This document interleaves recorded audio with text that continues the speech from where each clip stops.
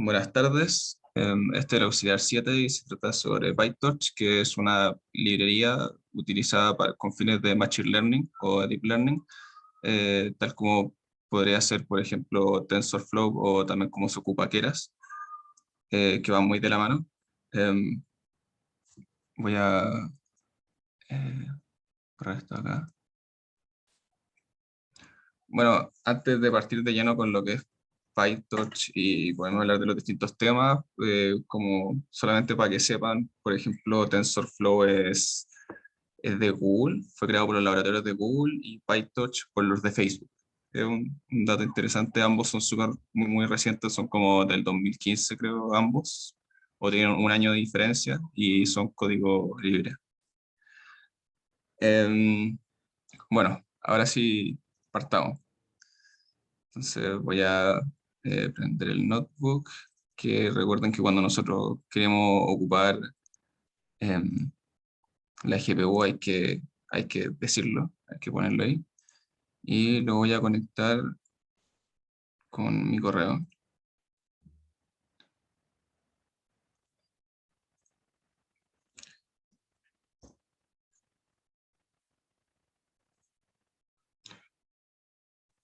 Ya. Bueno, como dije, Torch eh, es una librería que PyTorch uno lo instala como Torch. Y lo que si es que estamos trabajando en Colab, por ejemplo, la máquina virtual de Colab ya lo contiene. Pero si es que ustedes estuvieran trabajando local, tendrían que hacer pip install, torch, o si es que están trabajando con Anaconda, Conda install torch, y ahí recién podrían importarlo.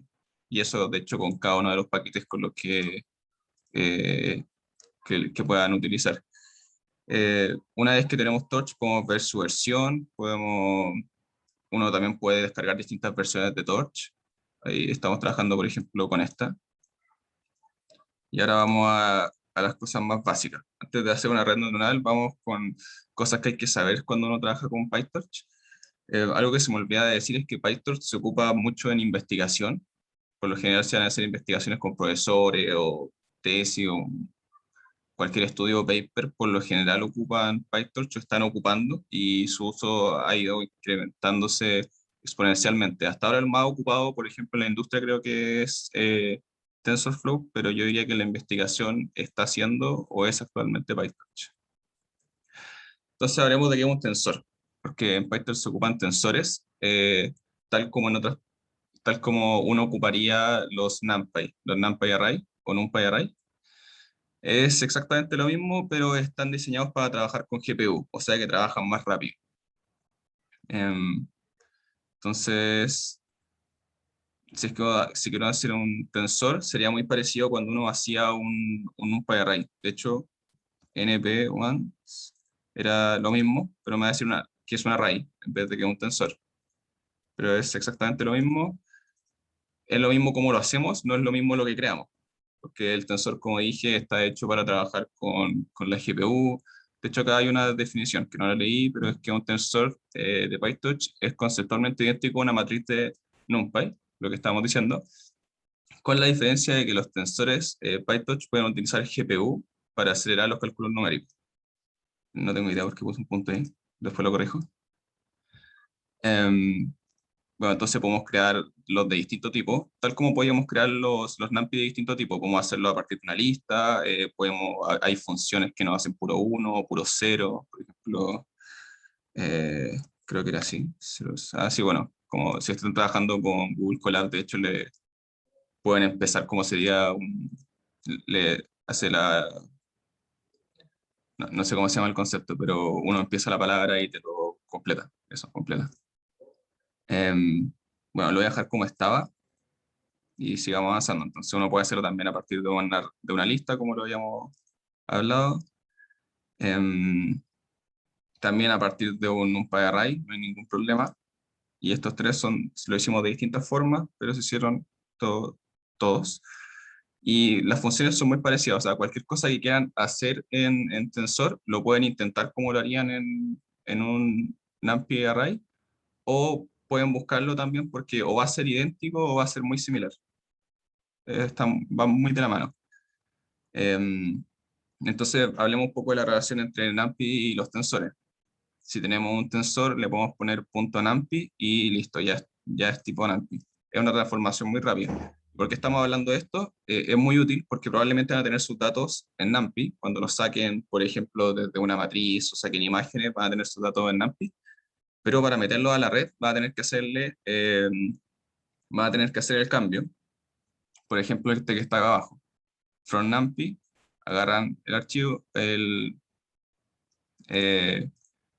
la matriz de NumPy, de las dimensiones que sea, y ya tiene algo que es de tipo tensor. Y bueno, cuando la red le entregue una respuesta y quieran utilizar esa respuesta, probablemente van a tener que hacer el caso contrario, que van a tener que poner punto .numpy y listo, ya van a tener un archivo NumPy con el que van a poder operar o hacer cualquier cosa que quieran hacer con la salida de su red. Ahora también voy a ir achicando estas cosas. A partir de esto, ya sabiendo lo que es un tensor, podemos hablar de lo que es CUDA. Em, CUDA es, bueno, como sale ahí, es una plataforma de cómputo paralelo que trabaja con una GPU. Entonces, va muy de la mano. Al final, nuestra GPU debe tener CUDA para que nosotros podamos ocupar CUDA. Y en PyTorch se ocupa esto. Y podemos, por ejemplo, si corro esto, puedo saber si es que tengo o no una GPU disponible. Entonces, me cuenta las cantidades de GPUs que tengo disponibles y después puedo saber el nombre de la GPU que tengo. ¿Y de qué nos sirve esto de CUDA? Es que nuestros tensores pueden estar tanto en podemos decidir dónde están y dónde se computan. Y esta es la parte importante y esto es cómo logramos que una red pueda trabajar con nuestros tensores en la GPU, que es por lo que tenemos nuestros tensores. Entonces, si es que hago un tensor y puedo decirle que trabaje en CUDA, o sea que este tensor se computa en la GPU, se está demorando un poco más, no sé por qué.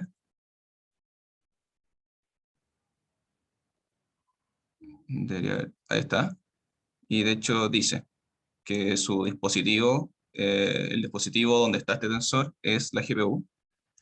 Em, y acá puedo hacer lo mismo, hice otro exactamente igual y los opero y no hay ningún problema. Y esta operación es en la GPU, por lo tanto es más rápida.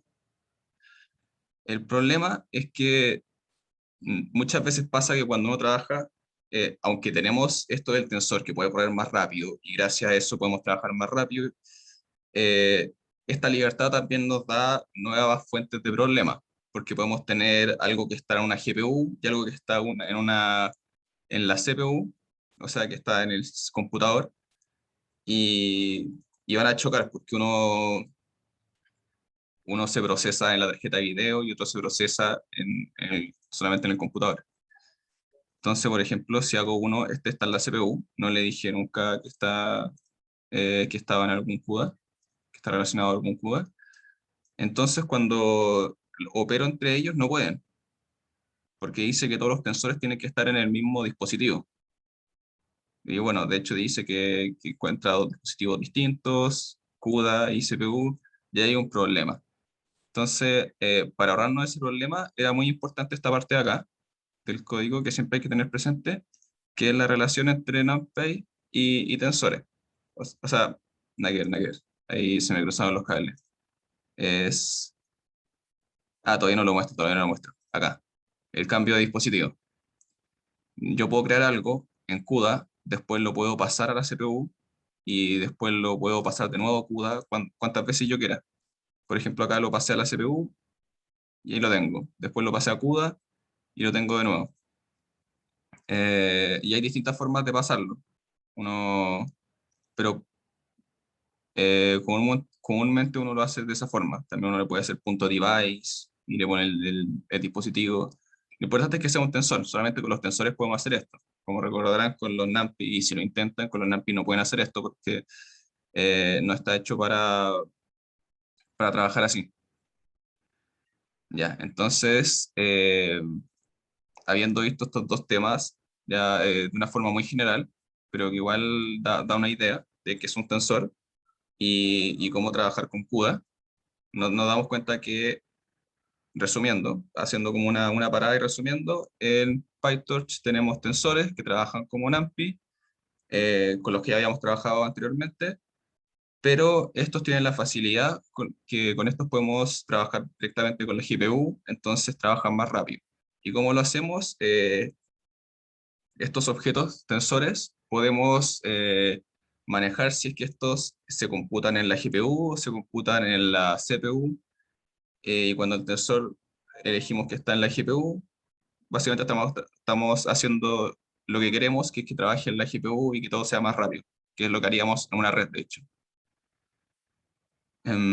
Ya, entonces partamos al tiro, ¿cómo sería trabajar con una red? Hay muchas formas de trabajar con redes, tal como eran quieras, y de hecho esto es mucho más libre. Pero voy a dar un ejemplo de cómo se trabajaría con una red. Por lo general, ustedes tendrían que hacer una clase, em, y la clase se- sería de este tipo. Sería NN, hace referencia a Neural Network. Entonces el módulo del Neural Network, uno hace una clase en función de eso. Eh, y hay cosas que uno siempre tiene que pasar, o uno idealmente debería pasar, por ejemplo, las capas. En este caso se le pasan las capas que uno quiere tener, la primera capa, segunda capa, tercera capa. Es- Uno puede definir la cantidad de capas que tiene, pero como esto es una función y como esto es mucho más libre, uno podría hacer una clase que tenga las capas estáticas y uno no modifica nada de eso. Pero bueno, todos queremos poder modificar las capas por si acaso. Y la función forward es lo que probablemente ya han visto en clases, que es como desde la entrada se computa matemáticamente y se hacen multiplicaciones. Por ejemplo, acá este proceso se repite 3 veces, pero es básicamente lo mismo. Una entrada pasa por una capa y después por una función de activación.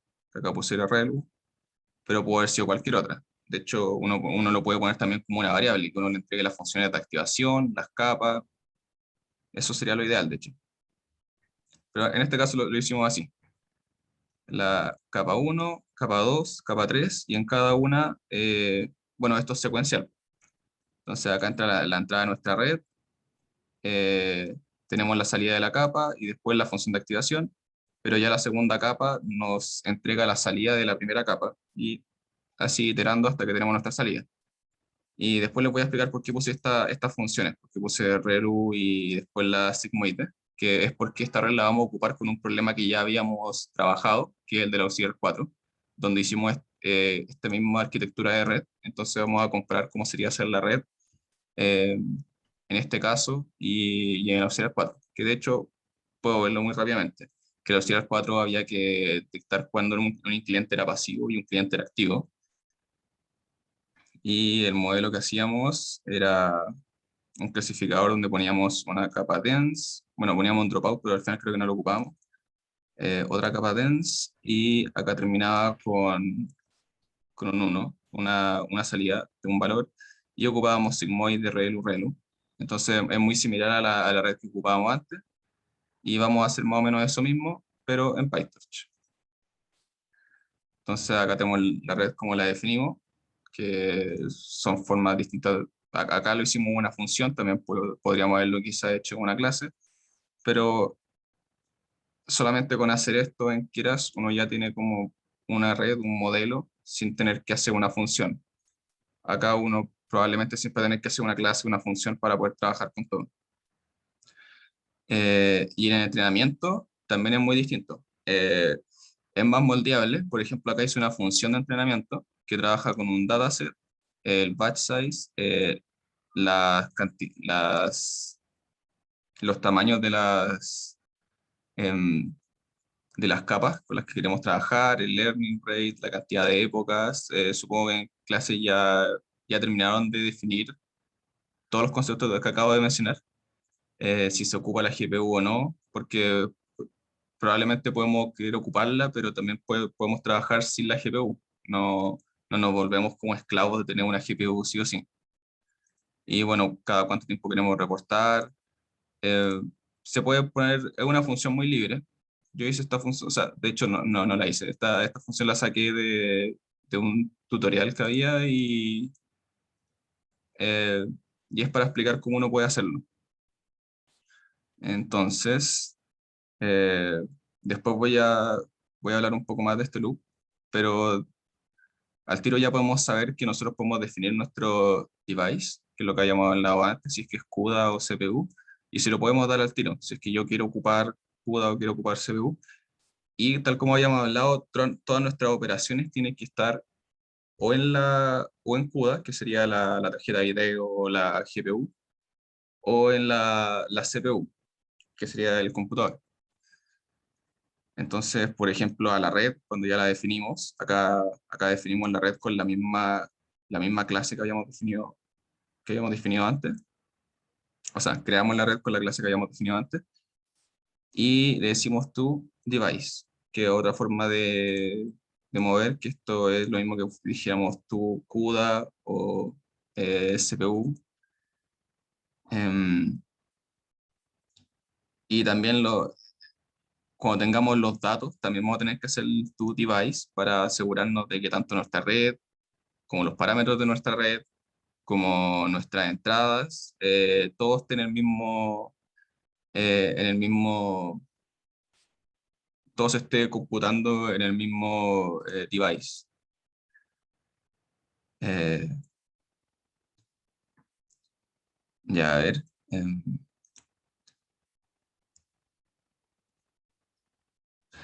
Em, ya, para este caso específico, por ejemplo, no dejamos que nosotros le demos nuestra primera capa, que sería de cero, y decimos que tenga que ver con nuestro dataset, o sea, que sea el número de feeders, porque, porque así nos aseguramos que todo calce matemáticamente, porque sabemos que nuestra primera capa tiene que ser el mismo largo que nuestra entrada.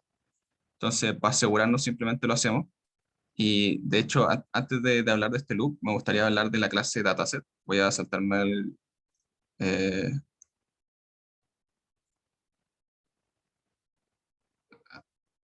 ¿dónde la dejé? Procesamiento, clase dataset acá. Em, Porque para muchos casos uno también tiene que hacer una clase de dataset para trabajar más fácil. Al final tenemos que hacer clases y funciones como están viendo, pero también ganamos que esta libertad nos proporciona hacer lo que nosotros queramos al final. Entonces, por ejemplo, muchas veces se define una clase que es de tipo dataset, así como nosotros definíamos la clase, la clase, una clase para red neuronal que es de tipo red neuronal, que es un módulo de Neural Network. Es muy análogo la comparación. Y a esta clase le podemos definir lo que queramos, pero siempre si es que vamos a ocupar otra función que se llama data loader, vamos a necesitar que tenga la función len, que nos entrega el largo de nuestro dataset que estamos entregando, y getItem, que también es muy importante, que se le dice un índice y nos entrega una entrada y una salida para ese índice.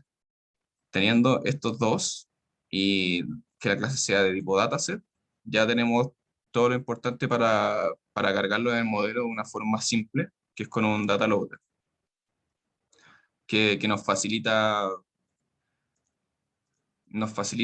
cómo entregar cómo entregar los datos en batches. Porque como saben y como probablemente ya vieron en clase, uno le entrega a un modelo los datos en batches, no se los entrega todos juntos. Entonces, si definimos el dataset así, de este estilo, nos olvidamos de esa tarea. Y bueno, por ejemplo, acá yo le puse que le damos el data X y data Y. Podrían hacerlo de forma distinta. Se define su entrada y su salida. En los modelos quizás lo he visto, quizás no, el X se ocupa para la entrada, el Y para la salida, y dos características más, que sería el número de datos y el número de características, porque estos datos es una data estructurada, que de hecho es así, entonces el número de características serían las columnas, el número de datos serían las filas. Ya, ahora sí voy a ir al loop. Entonces, en este loop lo que hacemos es que recibimos un dataset, el batch size, bueno, ya mencioné todo eso. Le damos la cantidad de entrada a nuestra red, que ya la deberíamos saber, el número de datos, que es algo de la clase dataset, porque le entregamos un objeto de la clase dataset que nosotros habíamos creado. Se crea una red, la red se pone que sea en el dispositivo que queremos trabajar, si es que esto es un true, si queremos trabajar en GPU, así que se pondría, la red se trabajaría en CUDA. Bueno, acá imprimimos la red solamente para verla, pero no es necesario. Em, y acá ocupamos data loader, que es de lo que habíamos hablado antes, que de hecho, pero esto es una definición, ¿no? Lo importamos después, pero no importa porque solamente la estamos definiendo, no estamos ocupándola. Así que creo que no debería haber ningún problema. De hecho, voy a empezar a correr algunas cosas. Ya, ahí ya está cargada la función. Lo que estaba explicando, el data loader nos va a hacer que si nosotros le entregamos un objeto de tipo dataset, que ya lo creamos, y el batch size, y shuffle, que significa que lo revuelve, igual true, nosotros simplemente podemos hacer esto, for xy in data o in data, y vamos ocupando nuestro XI, que ya no va a haber problema con eso, van a estar los batch, ya va a estar todo ordenado, se va a encargar, el data loader se va a encargar de ir entregándonos esa entrada y salida en los distintos batch. Em, bueno, y esa entrada y salida nosotros la vamos a ir eh, pasando de un dispositivo a otro o poniéndola en el dispositivo que queremos ocupar. Lo que me faltó explicar es que acá se ocupa el optimizador, em, que como recordarán, o si no lo han visto, igual lo aprovecho de decir, un optimizador lo que hace es agarra el error que calculó nuestra función de error y actualiza los pesos que tenemos en nuestra red. Y eso se puede hacer con distintos algoritmos. El algoritmo que hayamos ocupado los otros auxiliares, por ejemplo, se llama ADAM. Este algoritmo se llama SGD, que era de hecho, Stochastic Gradient Descent, creo. De hecho, no, pero no me sale. Que es otro de los que también se ocupa harto. Le damos los parámetros de nuestra red, le damos el learning rate, que es qué tan rápido queremos o sea, el paso por el que queremos que se actualicen nuestros pesos. Entre más grande el learning rate, más grande el paso con el que se actualizan nuestros pesos, pero también eso puede ser contraproducente, si es que, porque, bueno, no sé cómo explicarlo de una forma corta, pero si es que el paso es muy corto, no llegamos nunca, y si el paso es muy largo, no podemos alcanzar un óptimo porque nos pasamos siempre. Em, bueno, la diferencia de SGD con Adam, que es el que hayamos ocupado otro auxiliar, es que SGD trabaja con un momento. Entonces, si lo podemos ver como una posición donde estamos, eh, capta hacia dónde vamos, va guardando como una memoria hacia dónde vamos, hacia el óptimo. Bueno, pero explicándolo de forma simple, el optimizador actualiza nuestros pesos dado nuestro error, nuestra función de pérdida, que es de hecho la que tenemos acá, eh, que esta es una binary cross entropy loss, que está hecha para cuando tenemos de hecho dos opciones, entre 0 y 1. Y entonces acá, como pueden ver, hacemos un for, que uno puede decir, a veces se ve raro cuando uno hace mucho for porque uno piensa que está programando de forma poco eficiente, pero es que este for tiene que ser secuencial porque este for indica cada época que vamos trabajando. Entonces, cada época de la cantidad de épocas que queremos va a ser una iteración en este for. Y en cada época que vamos a hacer, para cada época le vamos a pasar todos los datos, entonces le vamos a pasar todos los batch de data, em, y para cada uno de estos batch los pasamos al dispositivo con el que queremos trabajar, hacemos la función o operamos la función forward, que es lo que habíamos definido, que dado la entrada, obtenemos la salida de una red, como pasando por los distintos pesos, me refiero. La función de pérdida, el optimizador le ponemos zero Ryan, que significa que, eh, bueno, eso mismo, las derivadas la reseteamos, si se puede decir, y después las calculamos, porque cuando uno hace backward, eh, PyTorch trabaja haciendo diagramas. Cada vez que hacemos una operación con tensores, PyTorch lo guarda y guarda las conexiones. Entonces, cuando hacemos backward, podemos calcular los diagramas, los gradientes, perdón, del diagrama, y los gradientes que tiene cada variable según sus variables con las que fue operada. Entonces, zero gradient sería inicializar eso o dejar eso en cero hasta que se calculen. Y después cuando uno le hace el punto step a un optimizador, significa que actualizamos o modificamos los pesos en base a las derivadas que fueron calculadas acá. Bueno, y se calcula el tiempo. Estas son cosas más para reportar. No lo dije, pero con la librería Time uno puede ir sabiendo cuánto se demora cada época. Y acá también, antes de empezar, se decía que el tiempo era cero. Son cosas para que sea más bonito esto que uno reporta después. Y acá hay un if que no quiero explicarlo mucho, pero al final es un if de cada cuánto queremos reportar, y cuando queremos reportar lo que hacemos es calculamos el accuracy, em, podemos calcular cualquier otra métrica que queramos reportar y la ponemos, la printeamos de esta forma. Esto, a diferencia de hacer un print, se va actualizando en vez de ir agregándose uno tras otro. Y lo que estamos haciendo acá entonces, cuando queremos reportar, es agarrar los datasets, eh, y lo agarramos todos juntos, porque como no estamos entrenando, no nos importa hacerlo de batch en batch. Calculamos la salida, calculamos la función de pérdida. Después, como nos van a salir números como 0,58, cosas así, y nuestra salida en este caso es un 0 o un 1, hacemos esto que es equivalente a redondear, y aquí calculamos el accuracy de una forma como muy rudimentaria, pero que también se podría hacer, por ejemplo, como una función. Podríamos haber definido una función accuracy afuera y la ocupamos.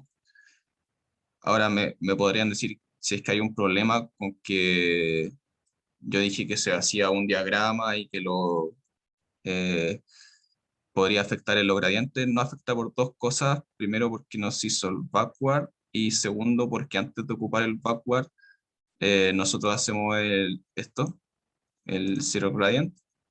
Entonces no debería haber un problema con eso.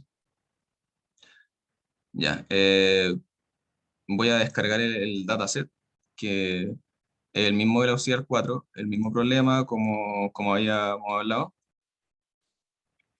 Voy a hacer el mismo procesamiento que habíamos hecho en Auxiliar 4, bueno, con la corrección que dije la clase pasada, que em, solamente en los datos de entrenamiento hay que hacer eh, hay que nivelar los valores. Eh, ya, eh, Hice hacer procesamiento y finalmente, al final del procesamiento, teníamos los datos normalizados, de train, de validación, de test, y también teníamos nuestra salida. Teníamos el e-train, el eval. Ya. Voy a hacer la clase de dataset, que es de la que habíamos hablado antes, y vamos a pasar los valores de normalizados y nuestras salidas de tanto de entrenamiento como de test, los vamos a pasar a tensores. ¿Y por qué? Porque los vamos a meter a una red, eh, tanto para entrenar como para correrlo. Nosotros lo vamos a meter a una red. Entonces hacemos dos cosas. Primero, para las redes, casi siempre es bueno pasarlo a Float 32, o bueno, pasarlo a Float, los valores, por si acaso los tenemos en datos booleanos o tenemos algo mal. Em, y con estos ocupamos la función que ya habíamos visto, torch.fromNumPy, y vamos a tener lo mismo que teníamos antes, pero en tensor. Em,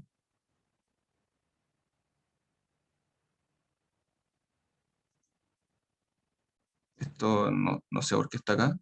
Lo voy a, lo voy a sacar, no tiene sentido.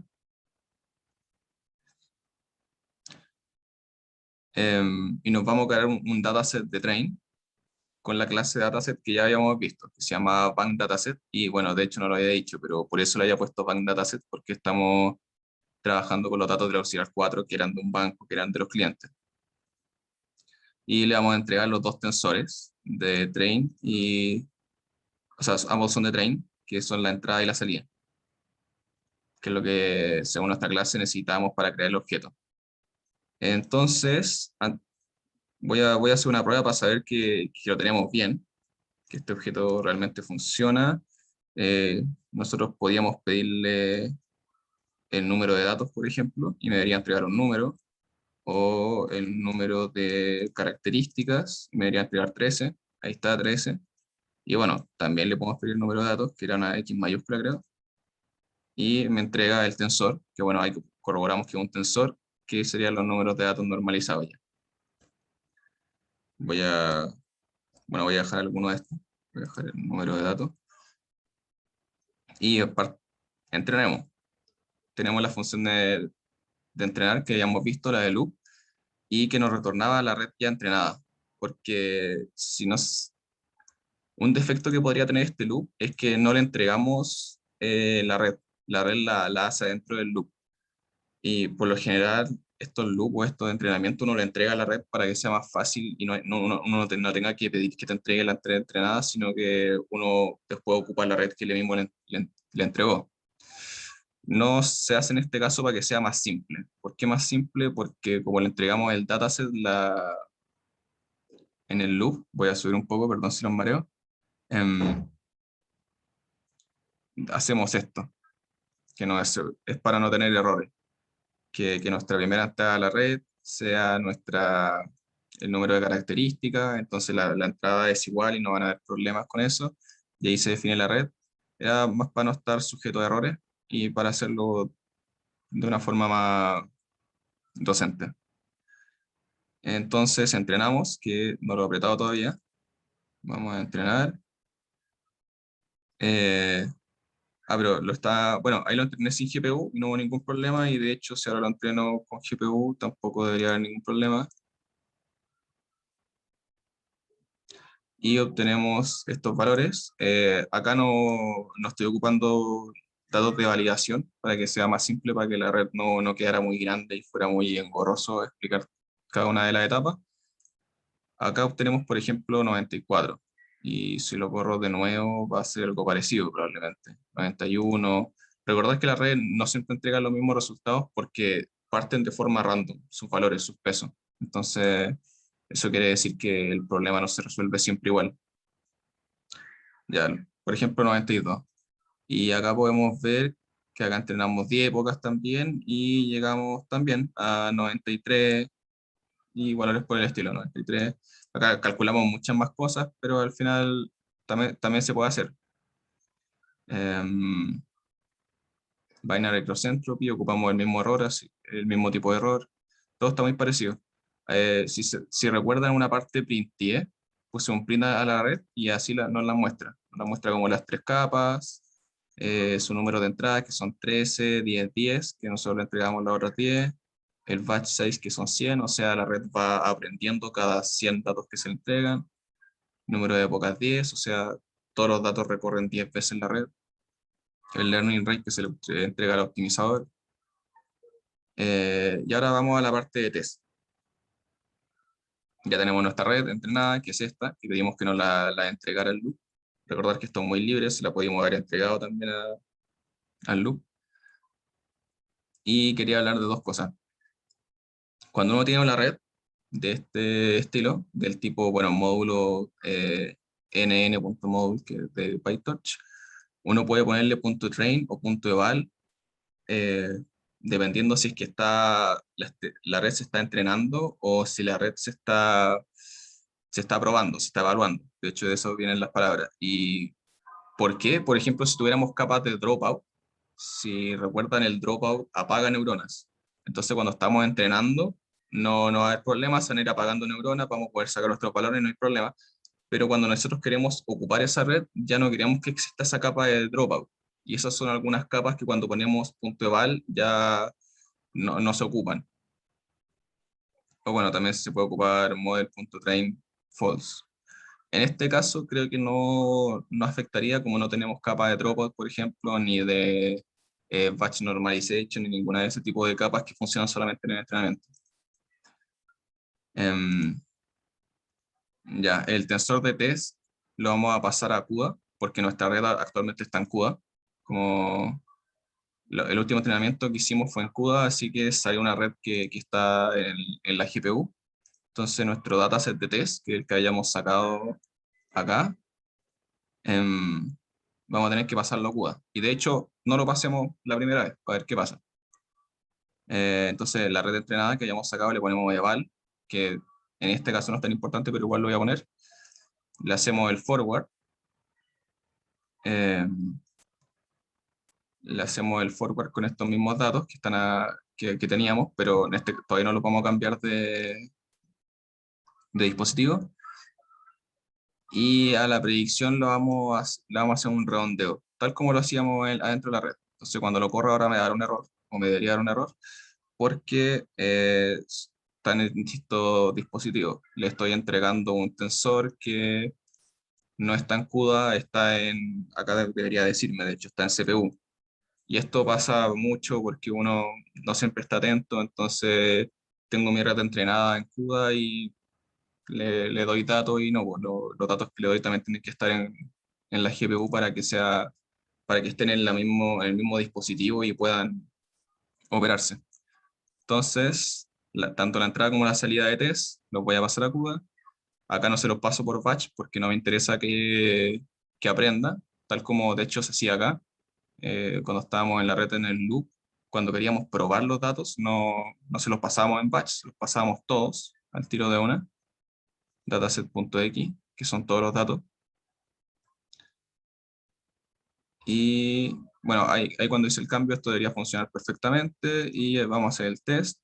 Y me da, por ejemplo, 92% de accuracy, que no me acuerdo cuánto hayamos tenido acá, si hicimos el test después. De hecho, no me acuerdo si hicimos el test después. Es que hicimos más de un entrenamiento. Eh, Accuracy 97. Bueno, tendría que revisar, pero es un buen resultado, es muy similar al entrenamiento.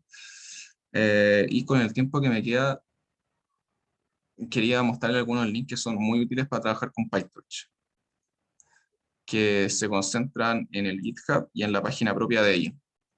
En la página propia de ellos tienen, por ejemplo, una parte de tutoriales. Es muy parecido a cuando vimos Keras. Eh, y si es que uno quiere ver tutoriales de videos o imágenes o de algún tipo, los puede buscar acá sin ningún problema. Em, y también te sale los más recientes. Sirve mucho desde el comienzo hasta cuando uno quiere ver cosas más complejas. De hecho, a ver, acá están los distintos códigos con los que uno puede trabajar si es que uno está recién partiendo o si es que uno quiere saber cómo hacer las cosas.